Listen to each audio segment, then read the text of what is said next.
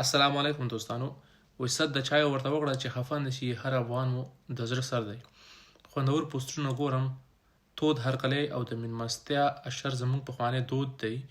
زموږ لپاره تر ټولو د خوښۍ خبره همدا ده چې نن ورځ په فیسبوک کې د اسرائیل اولاد څخه راتلونکو افغانانو پر راتګ ستاینه کیږي او همدارنګه مثبت تغیرات ګورم. هر افغان خپل مسؤلیت سرته رسوي. چا د خپل کلینیک فیسونه وړیا کړي دي، چا خپل کورونه وړیا کړي او چا د مالی مرستو په شمول هرې برخه کې د مرستې کمپاین په لار اچولی. سخته خوښي راکوي د دغې معلومیږي چې موږ افغانان په یو اتفاق او اتحاد یو او بالاخره ځوانان او مشران مو د مثبت کارونو لپاره په دې سخت وخت کې یو صف کې ولاړ دي.